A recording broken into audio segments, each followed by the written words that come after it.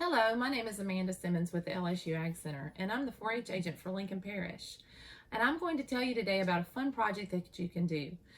You know, you're probably feeling a little bit disconnected from family and friends right now. This project will give you an opportunity to connect with your family, and that is creating a family tree.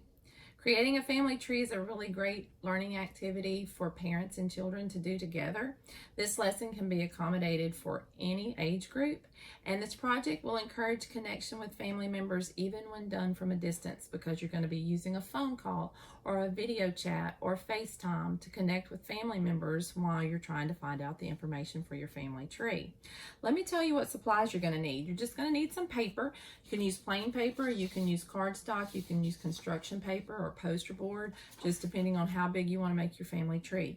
You're going to need some crayons or some markers or some colored pencils.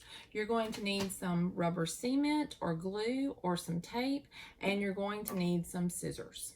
Okay, so step one, you're going to want to gather your information.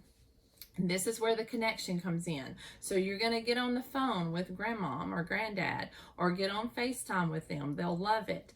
And when you do, you're going to have a family tree planning chart.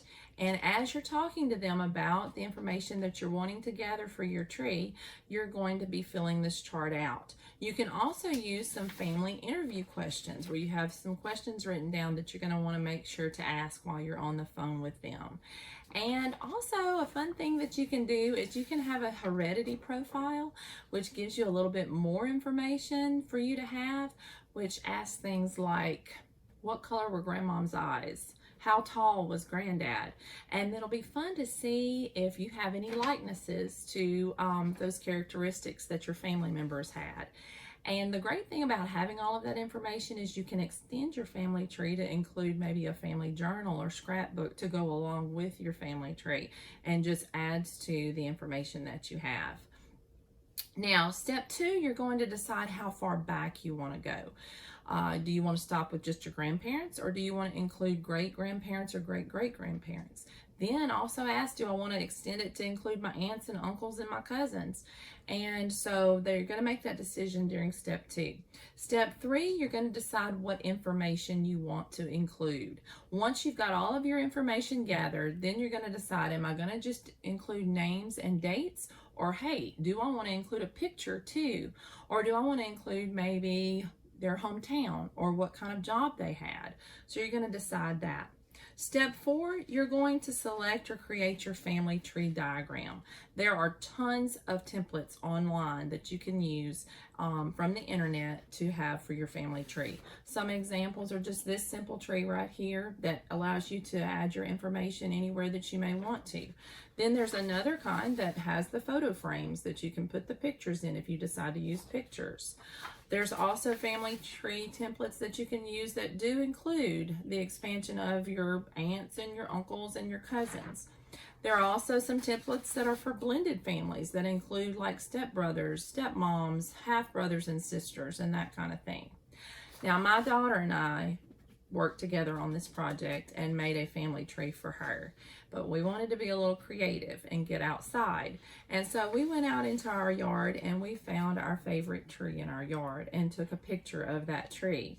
We brought the picture inside, and from that picture we sketched our actual diagram for our family tree.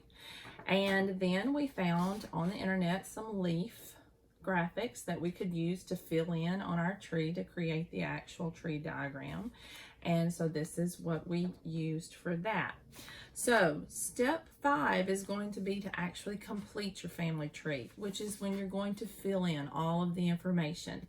So this is my daughter's final project where she has her tree that she created. She actually even drew some leaves in and colored them.